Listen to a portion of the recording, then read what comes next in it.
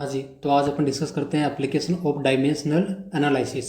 ठीक है, विभिन्न समीकरणों के उपयोग के बारे में अपन बात करते हैं, फिर आप बोल सकते हैं इसके अनुप्रयोग के बारे में अपन बातें करेंगे। अगर मैं सिंपल सी बात बोलूँ तो ये तीन टाइप से होता है। कितने टाइप से होता है? तीन टाइप से होता है। देखो, फर्स्ट अपना क्या टाइप है? Conversion of unit from one system to another system. कहने का मतलब कि भाई अपन को एक पद्धति से दूसरे पद्धति में किसी भी भौतिक राशि के परिमाणों को अपन को चेंज करना है।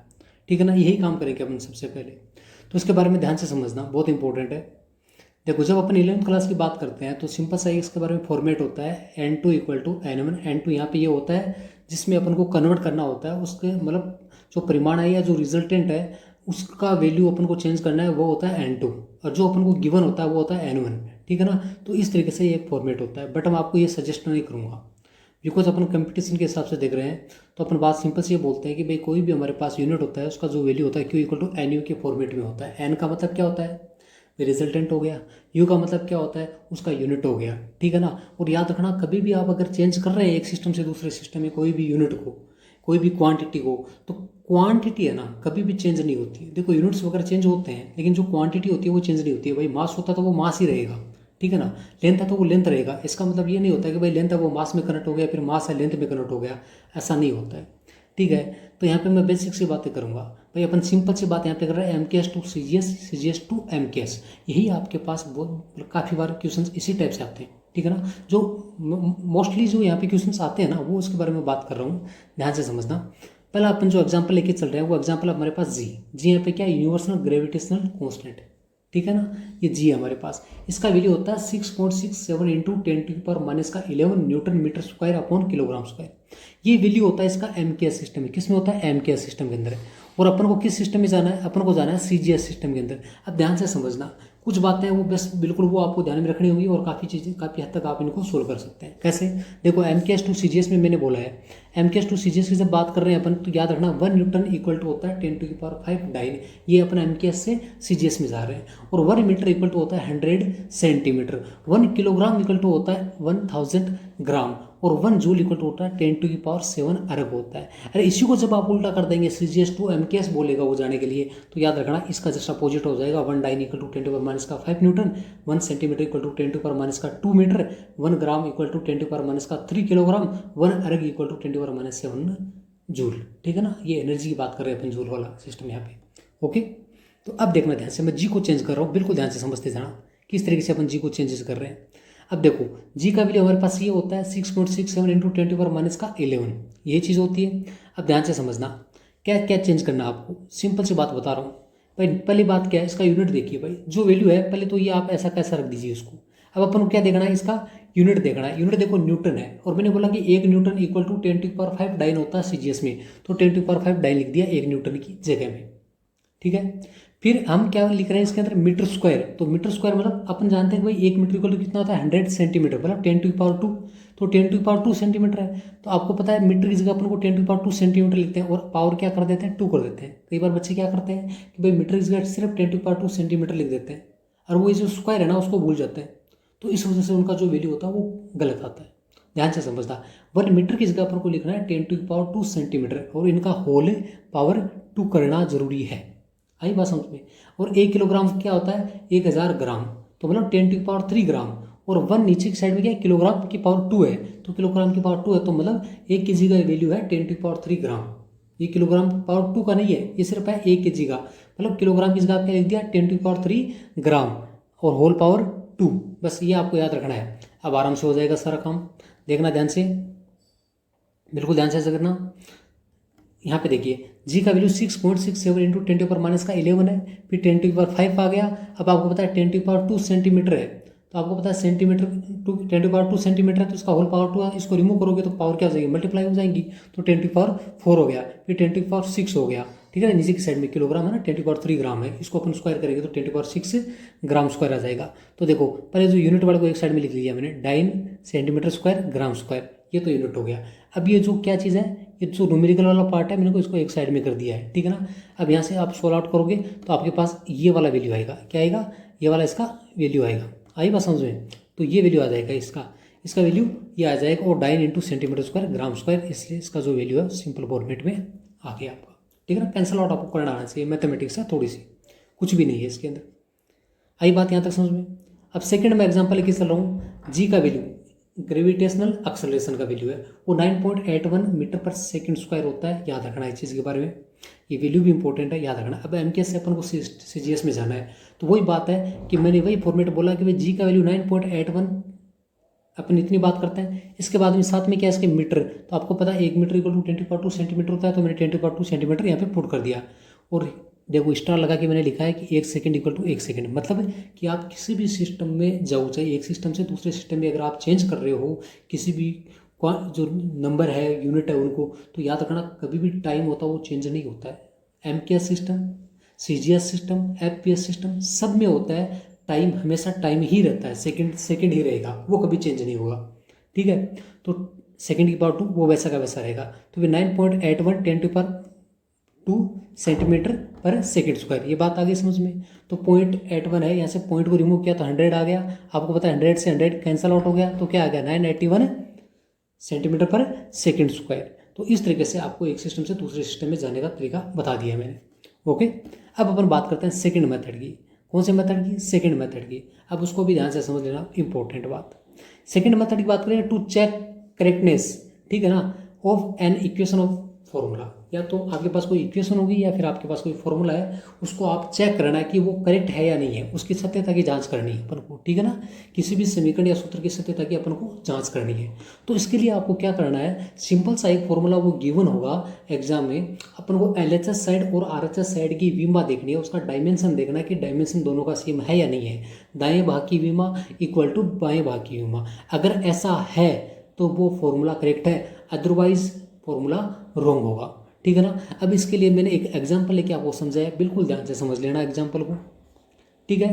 तो अब देखो ध्यान से, इसके अंदर मैंने लिया है काइनेटिक एनर्जी का। अब आपको पता है काइनेटिक एनर्जी होती है हाफ mv स्क्वायर, ये इसका फॉर्मूला सबको पता है। तो काइनेटिक एनर्जी का फॉर्मूला क्या होता है, हाफ mv स्क्वायर, ये सबको पता है काइनेटिक एनर्जी का फॉर्मूला। अब ये काइनेटिक एनर्जी का फॉर्मूला करेक्ट है नहीं, आप सबको पता करेक्ट है, बट अपन उसको चेक करना कि भाई ये करेक्ट है या नहीं है, ठीक है ना। तो आप इसको चेक करेंगे, उससे पहले मैंने एक नोट लगा के अच्छी तरीके से लिख रखा है, ये बहुत इंपॉर्टेंट है भाई, किन की डायमेंशंस नहीं होती है। तो डायमेंशन लेस थीम, मतलब अपन वो बातें करेंगे जहाँ पे डायमेंशन नहीं होती है। तो कभी भी जो कांस्टेंट होता है उसका कोई भी डायमेंशन नहीं होता है, अपन उसका डायमेंशन फॉर्मूला कभी नहीं लिखते हैं। जैसे 1 2 3 1/2 3/2 3.2 1.1, इस तरीके से इनफाइनाइट तक जो जितने भी नंबर्स हैं उनका कभी भी अपन क्या नहीं लिखते हैं, डायमेंशन फॉर्मूला नहीं लिखते हैं। एक एंगल की बात करता हूँ, एंगल कौन सा एंगल है ध्यान से समझना। जैसे sin θ1 sin θ2, जो θ1 θ2 ये लिखे हुए ना जो ब्रैकेट में θ1 θ2, इनका कोई भी डायमेंशन फॉर्मूला नहीं होता, ये डायमेंशन लेस होते हैं, बिल्कुल याद रखना। एक जो लोग की बात करूँ कि लोग, आगे मैंने ब्रैकेट में कुछ नहीं लिखा, देखो ये स्पेस लगाया मैंने, e की पावर समथिंग एक्सपोनेंशियल समथिंग। तो ये जो रेड वाला मैंने जो लाइन यहाँ पे ड्रॉ की है ना, यहाँ रखना कि कुछ भी चीज़ आ जाए यहाँ पे, ठीक है ना, कुछ भी आ जाए यहाँ पे, उसकी कोई भी मानी होती है, उसका वो डायमेंशन लेस होता है। इतनी सी बात खत्म है, देखना ध्यान से आगे। अब काइनेटिक एनर्जी की अपन बातें करते हैं, आपको दोनों साइड की डायमेंशन अपन को मैच करनी है। सबसे पहली बात कि भाई ये काइनेटिक एनर्जी, अब काइनेटिक एनर्जी हो चाहे पोटेंशियल एनर्जी हो, कैसे भी एनर्जी हो, एनर्जी का तो यूनिट सेम ही होगा ना। तो एनर्जी का यूनिट किसके इक्वल होता है, वर्क डन के इक्वल होता है, और वर्क डन का यूनिट क्या होता है, m1 L2 T - का 2। देखो नॉर्मल बातें याद रखनी पड़ेगी आपको, m1 L2 T - 2 हो गया। अब सेकंड पार्ट में देखिए मास और वेलोसिटी है, ठीक है ना। सेकंड पार्ट में क्या है, मास और वेलोसिटी है, मास और वेलोसिटी। तो दोनों को ध्यान से समझना, मास और वेलोसिटी को। तो वेलोसिटी यहाँ पे, तो वेलोसिटी मास का कितना हो जाएगा, m1 हो जाएगा, ये हमने पुट आउट कर दिया। वेलोसिटी है तो आपको पता है मीटर पर सेकंड, तो L1 और T1। जैसे मैंने इसको रिमूव किया तो हमारे पास क्या आ गया, L1 T - 1। ये किसका है, वेलोसिटी का। लेकिन यहाँ पे क्या दिखा रखा है, v की पावर 2। अब v की पावर 2 है तो अगला 2 से मल्टीप्लाई कर देंगे, तो 1 को 2 से मल्टीप्लाई किया 2 आ गया, t की पावर -1 को 2 से मल्टीप्लाई किया -2 आ गया। अब स्क्वायर का मतलब ये नहीं है कि भाई 1 का स्क्वायर 1 हो गया और -1 का स्क्वायर आप t की पावर सिर्फ लिख दो 2, क्योंकि -1 का स्क्वायर आप -1 का स्क्वायर तो कितना हो जाएगा, 1 ही होता है, ठीक है ना। इसलिए याद रखना कि ये क्या होता है, मल्टीप्लाई होता है, ऐसा मत कर देना आप। ये क्या होता है, मल्टीप्लाई होता है। इसलिए कितना आ गया, L की पावर 2 t की पावर -2 आ गया। आई बात समझ में। अब LHS और RHS को देखिए भाई, अपने एनर्जी का यूनिट लिख दिया LHS साइड में, और RHS साइड में क्या लिखना है अपन को, ये RHS साइड है अपनी, ठीक है ना। RHS साइड में हमने हाफ mv² है, तो आपको पता है हाफ तो क्या चीज़ है, नंबर है। नंबर का कभी भी क्या नहीं होगा, डायमेंशन फॉर्मूला नहीं होगा। तो फिर मास का हमने लिख दिया m1, फिर इसके बाद में वी स्क्वायर वेलोसिटी का स्क्वायर है उसका लिख दिया हमने L2 - -2। अब देखो दोनों को साथ में किया, जैसे साथ में किया तो अपन को लगा कि भाई LHS और RHS दोनों इक्वल आ रही है, तो इसलिए मैंने बोल दिया कि ये फॉर्मूला बिल्कुल आपका क्या होगा, करेक्ट होगा। तो ध्यान से देखना कि सेकंड अपना जो क्या है y = a sin 2πt/t है। तो यहाँ पे फर्स्ट पार्ट और सेकंड पार्ट दो पार्ट्स हैं यहाँ पे, ठीक है। RPSC लेक्चर 2012 के अंदर ये क्वेश्चन आया हुआ है, इसको ध्यान से समझेंगे अपन। देखो ये गिवन होता है आपके पास कि y क्या चीज़ है, डिस्प्लेसमेंट और पोजीशन। या तो डिस्प्लेसमेंट दिया होगा या फिर उसको पोजीशन बोला होगा, मतलब विस्थापन और स्थिति। ए यहाँ पे क्या होगा, एम्पलीट्यूड होगा, आयाम होगा। अब आपको ये पता होना चाहिए कि भाई ए एम्पलीट्यूड होता क्या है। जनरली इसको अपन SHM सिंपल हार्मोनिक मोशन में अपन बात करेंगे, सरल आवर्त गति के अंदर इसको बात करेंगे। एम्पलीट्यूड एक्चुअली क्या होता है, आयाम क्या होता है कि जो मैक्सिमम डिस्प्लेसमेंट होता है पार्टिकल का, वही जनरली क्या होता है, मैक्सिमम डिस्प्लेसमेंट को अपन क्या बोल देते हैं, आयाम बोल देते हैं, एम्पलीट्यूड बोल देते हैं। आई बात समझ में। अब देखिए ध्यान से, मैंने पहले बोला कि साइन थीटा मतलब जो थीटा होता है उसका कभी भी एंगल नहीं होता, सॉरी डायमेंशन फॉर्मूला नहीं होता है, नहीं होता ना। तो ध्यान से समझो, यहाँ पे नहीं होता है तो इसको हमने क्या लिखा, sin 2πt/t ये लिखा है मैंने। तो इसके अंदर ये वाला जो पार्ट है ये क्या होना चाहिए, बेसिकली ये डायमेंशन लेस होना चाहिए। अब है या नहीं है वो अपन चेक करेंगे। अपन इसको चेक कर रहे हैं, देखो ध्यान से, t⁻1 क्योंकि 2π है, 2π तो कॉन्स्टेंट है उसका तो नहीं होगा। फिर स्मॉल t है तो t⁻1 हो जाएगा। नीचे की साइड में क्या कैपिटल T है तो कैपिटल T की पावर कितना हो जाएगा, 1 हो जाएगा। मतलब दोनों टाइम ही है, इसलिए देखो t⁻1 अपर साइड में जाएगा तो -1 + 1 0 हो जाएगा और t⁻0 मतलब ये डायमेंशनलेस है। तो मतलब कोई दिक्कत नहीं है सेकंड वाले पोर्शन से अपन को। इसलिए अपन सिंपल बोल सकते हैं कि y का जो डायमेंशन फॉर्मूला होगा किसके इक्वल होगा, a के इक्वल होगा। a भी क्या चीज़ है, एम्पलीट्यूड है, और y भी यहाँ पे क्या चीज़ होती है, डिस्प्लेसमेंट है। एम्पलीट्यूड होने का मतलब कि मैक्सिमम डिस्प्लेसमेंट है, इसलिए दोनों लेंथ ही है, इसलिए L1 इसलिए ये फॉर्मूला भी क्या हो जाएगा आपका बच्चे, करेक्ट हो जाएगा। ठीक है, यहाँ तक समझ में आया आपको। अब सेकेंड अपन किसकी बात कर रहे हैं, जो अपने पास थर्ड बचा है कि भाई driving relation between physical quantity. भाई फिजिकल क्वांटिटीज़ के बीच में अपन क्या करते हैं, एक रिलेशन है वो बनाते हैं। भाई जनरली हिंदी में अपन बोल सकते हैं भौतिक राशि में संबंध स्थापित करना। देखो इसको मैंने वेरी इंपॉर्टेंट लिखा है, क्या लिखा है, वेरी इंपॉर्टेंट लिखा है। ऐसा मैंने क्यों लिखा है वेरी इंपॉर्टेंट, ध्यान से समझना। वेरी इंपॉर्टेंट इसलिए लिखा है क्योंकि यहाँ से क्वेश्चन बहुत बार आते हैं। जैसे मैं एक क्वेश्चन लेके चल रहा हूँ, वैसे क्वेश्चन आपके पास काफ़ी आते हैं कि भाई भौतिक राशियों में संबंध की बात करें तो इसमें आपके पास एक क्वेश्चन है कि जनरली कि भाई आपका जो फोर्स है, क्या बोल रहा है इसने कि if force F, velocity V and time T are taken as fundamental unit. इसने बोला है कि ये फंडामेंटल यूनिट है। अभी ऐसा मत बोल देना कि सर फंडामेंटल यूनिट तो मास होता है, लेंथ होता है, टाइम होता है, वो बात नहीं कर रहा। इसने साफ बोला आपको कि भाई फोर्स, वेलोसिटी और टाइम को आपको फंडामेंटल क्वांटिटी मानना है, ठीक है ना, इनको यूनिट्स माननी है आपको। तो आपको डायमेंशन फॉर्मूला चाहिए, एम का डायमेंशन फॉर्मूला चाहिए। अपन किस तरीके से लिखेंगे, तो ऐसे क्वेश्चन में अपन क्या करना आता है कि जिसके बारे में पूछा होता है उसको अपन किस पे डिपेंड कर देते हैं, जो अपन को दे रखी है चीज़ें उस पर डिपेंड करते हैं। जैसे मास को हमने डिपेंडेंसी कर दी भाई F की पावर A पे डिपेंड करता है।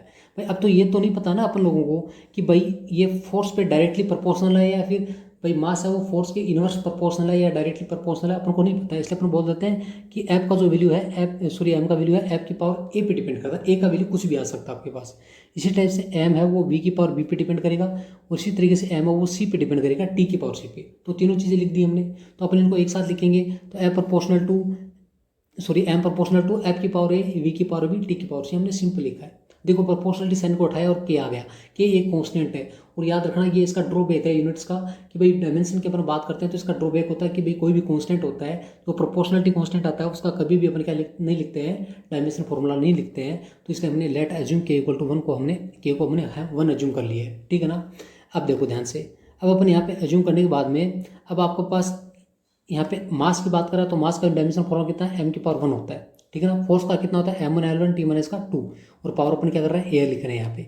V क्या है, वेलोसिटी, तो L1 T - इसका पावर क्या लिख रहे हैं, B, और आगे इसमें क्या है, T टाइम, तो T की पावर बिल्कुल C लिख रहे हैं। अब देखो A को इनके अंदर मल्टीप्लाई कर दीजिए, M की पावर A, L की पावर A, T की पावर - इसका 2B। इसी तरीके से यहाँ पे B को मल्टीप्लाई कर दिया, यहाँ पे C को मल्टीप्लाई कर दिया। अब ध्यान से समझना, M की पावर 1 का इक्वल अपन क्या करेंगे, देखो सबको एक साथ में लिखना है, MLT की फॉर्मेट में चाहिए अपन को। M की पावर A बिल्कुल सही है, पहले वाले में A है, दूसरे वाले में -B है, सॉरी +A है, तो L की पावर A + B कर दिया हमने। तीसरे के अंदर ध्यान से समझिए, T की पावर समथिंग लिख रहे हैं तो पहले पार्ट के अंदर T की पावर - का 2 है वो लिख दिया हमने, आगे वाले माइनस का B है वो भी ऐड कर दिया, आगे वाले प्लस का C वो भी ऐड कर दिया। तो इस तरीके से हमने T की पावर -2A - का B + C हमने ऐड कर दिया।